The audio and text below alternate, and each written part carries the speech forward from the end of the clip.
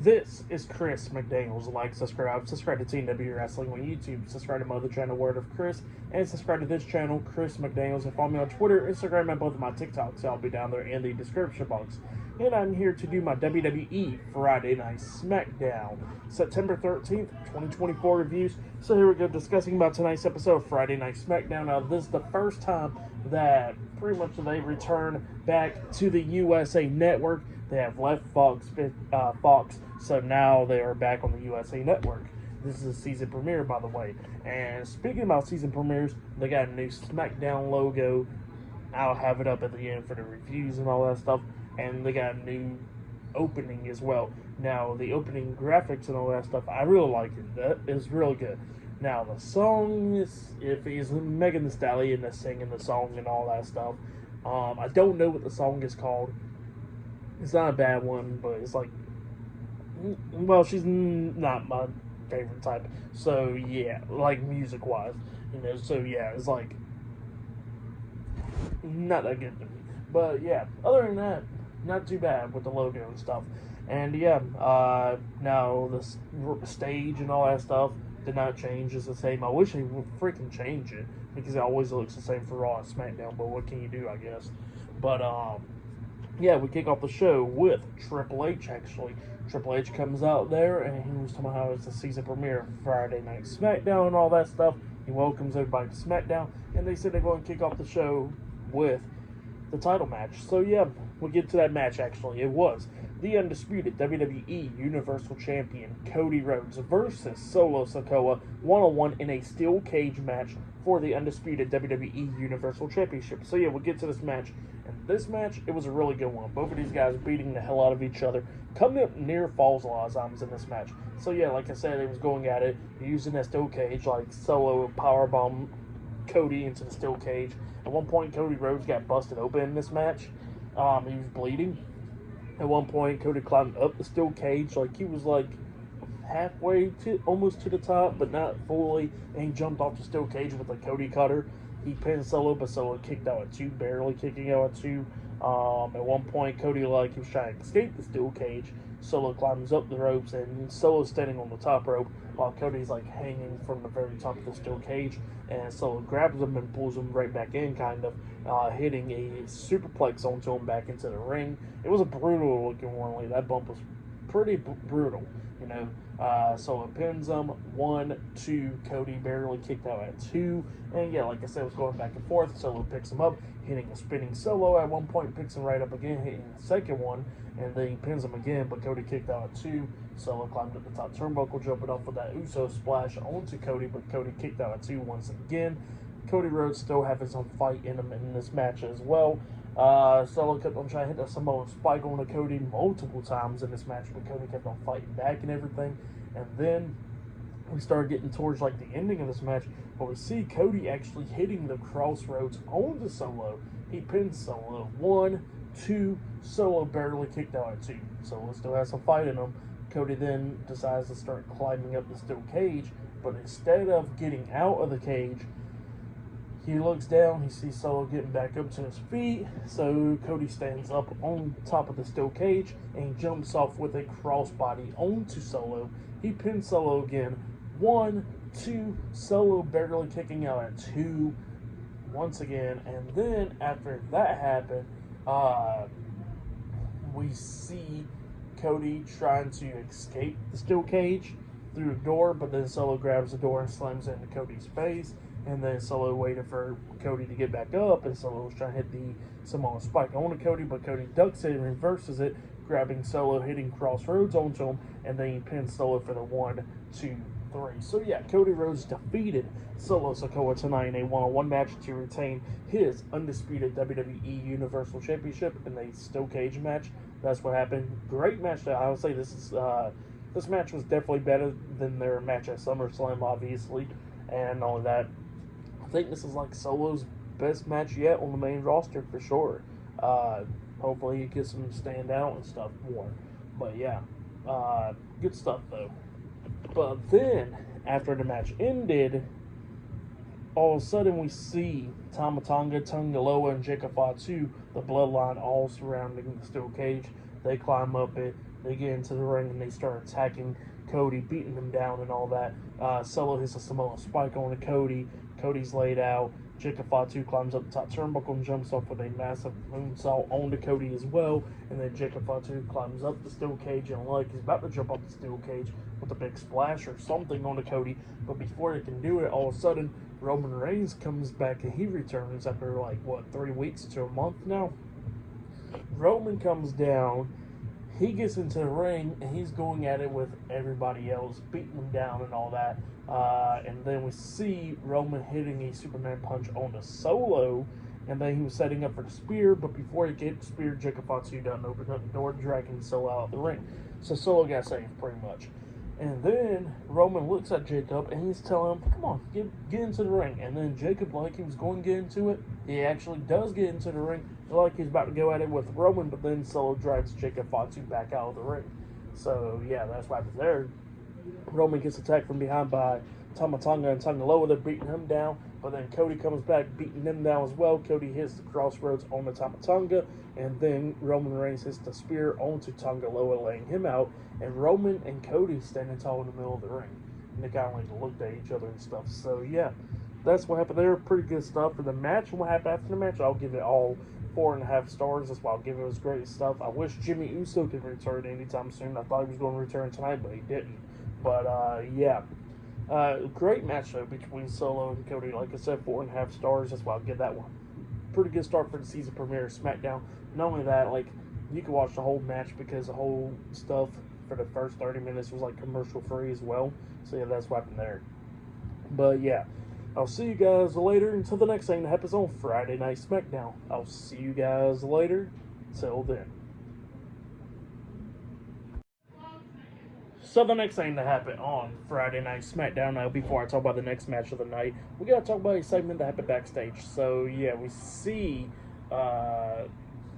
Nick Aldis getting interviewed backstage, and Nick Aldis pretty much says that, they got the Bloodline to their locker rooms, Roman to his, Cody and his, and all that stuff. But then he says that Solo did request a match, and then he's going to go listen to him hear out, and apparently it's to deal with Solo Sikoa and Jacob Fatu. So what I'm getting an idea of is going to be Solo and Jacob versus Cody and Roman at Bad Blood. Looks like. I don't know, but we're going to see, and that's what it sounds like. But I'm okay with that match happening at Bad Blood. Why not? But yeah, we get to the next match of the night. It was Michin versus Piper Niven with Chelsea Green at ringside. So yeah, pretty good match. Michin was beating down Piper Niven during this match, and then Chelsea Green kept on trying to interfere in this match, and Michin knocks her down, grabs a kendo stick, and hits Chelsea Green in the back with the kendo stick. But then Michin turns around, and we see Piper Niven running off the ring apron with a cannonball onto Michin, throws her back into the ring, and was climbing up the second turnbuckle, about to hit the big splash onto her, but then Michin quickly got up, grabbing her, hitting a back suplex off the second turnbuckle onto Piper Niven, and then she had her up, hits Eat Defeat onto her, pinning her for the 3 count. So yeah, Michin defeated Piper Niven tonight in a one-on-one match, but then after the match ended, we see Piper Niven and Chelsea Green attacking Michin after the match, beating her down and all that. Chelsea Green then grabs a trash can, puts it into the ring, grabs Michin, hits her finisher move, the Pretty Her, through the trash can. So yeah, laying her out. So yeah, Piper Niven and Chelsea Green was standing tall over Michin tonight on Friday Night SmackDown. That's what happened there. For the match, what happened after the match, I'll give it all 2.5 stars. I'll give it 2 stars. That's why I'll give it. It was good, but yeah, that's what happened there. But yeah, I'll see you guys later until the next thing happens on Friday Night SmackDown. See you guys later. Till then. So the next thing that happened on Friday Night SmackDown, we get to the next match of the night. It was Austin Theory and Grayson Waller, A-Town Down Under versus Kevin Owens in a mystery tag team partner. And it was Ricky. Yeah, it was a guy named Ricky. He comes out there, and Kevin Owens grabs the mic and he says that, his original tag team partner was not there tonight because of travel issues, so he had to make do with Ricky. So yeah, that's what Kevin Owens says. The match is about to start up until one of the people comes up and says, he's here, and then Kevin Owens grabs the mic and he says, he's here, And then all of a sudden he says, "Sorry, Ricky." He kicks him in the stomach and hits the stunner onto Ricky, taking him out. Poor Ricky. And then all of a sudden, Randy Orton comes out. So yeah, it was Kevin Owens and Randy Orton versus A-Town Down Under. So yeah, we get to this tag team match. Pretty good one. A-Town Down Under was trying to fight back a few times in this match, but Orton and Kevin Owens was beating him down, slamming them onto the announce table and all that. At one point, Orton got Waller on the ring apron, grabbing him from the head, and same for Kevin Owens grabbing Austin Theory, and they both hit a double draping DDT onto Theory and Waller, taking them both out. And then they hit we see Kevin Owens hit a stunner onto Austin Theory, and Randy Orton hitting an RKO onto Grayson Waller, taking him out. And then Randy Orton pins Grayson Waller for the 1, 2, 3. So yeah, Randy Orton and Kevin Owens defeated A-Town Down Under tonight in the tag team match. That's what happened. For that match, I'll give it 3 stars. That's what I'll give it. But yeah, that's what happened there. Pretty good stuff. But then after that, we see so many people in the crowd, by the way, tonight. Rob Van Dam was there tonight. It was great to see him. Gunther and Ludwig Kaiser was there, and there was some more people. So yeah, great to see them. And then not only that, we see Kathy Kelly interviewing the SmackDown general manager, Nick Aldis, backstage, and Nick Aldis says that he pretty much got the contract, and Solo Sikoa and Jacob Fatu signed it without even reading it. So he says that now he's going to go get Roman Reigns and Cody Rhodes to go sign the contract because it's going to be a tag team match. And then Cody Rhodes comes in, he says that he heard everything from the door when he was about to enter in, and he says that, it's not his business. He says he's done with the Bloodline now. He's tired of them. He's done with them. He says it's Roman Reigns' business. So yeah, that's what he says, and he says that he's not going to be signing the contract, and he walks out. So yeah, that's what happened there. And Nick Aldis says that he's going to go talk to Roman about it. But yeah, that's what happened there. Up next, we're going to be seeing the women's champion, Nia Jax, up next on Raw, on SmackDown. So yeah, I'll see you guys later. Till then.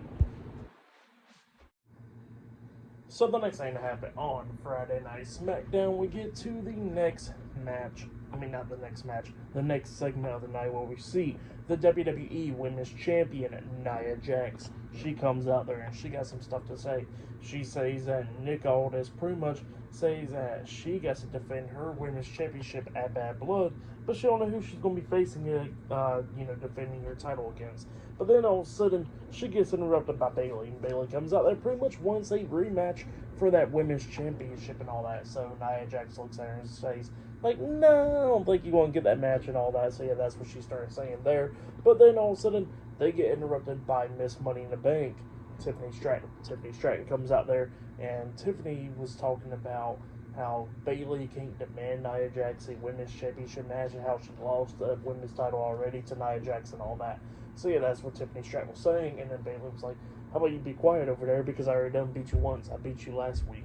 And Tiffany Stratton was like, the only reason you beat me was because of Nia Jax. And Nia was not happy about that. And she just looked at Tiffany. Tiffany just looked at her all scared. So yeah, that's what happened there.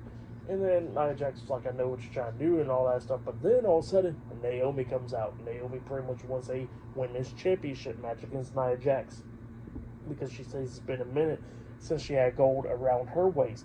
And then Nia Jax is like, here, how about this? How about we get this going on, and next week it'll be Nia Jax and Tiffany Stratton versus Bayley, and Naomi, winner of the match, gets the Women's Championship match at Bad Blood. So yeah, that's what she says there. But yeah, we'll see what happens next week, I guess. But yeah, then after that segment, we see that segment was alright. But then after that segment, we see Kathy Kelly interviewing Nick Aldis, and Nick Aldis says that he already done talked to Roman Reigns, and that Roman Reigns will say everything in the ring tonight. So yeah, that's what happened there. But yeah, I'll see you guys later. Till then. So the next thing to happen on Friday Night SmackDown, we get to the next match of the night where we see Andrade versus Carmelo Hayes one-on-one. Now they're 2 for 2 in this one.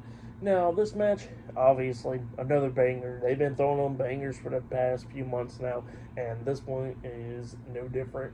It's a banger as well. Now there was some cool stuff, like they hit that double backflip off the barricade at one point, like how they've been doing it from the second rope and stuff.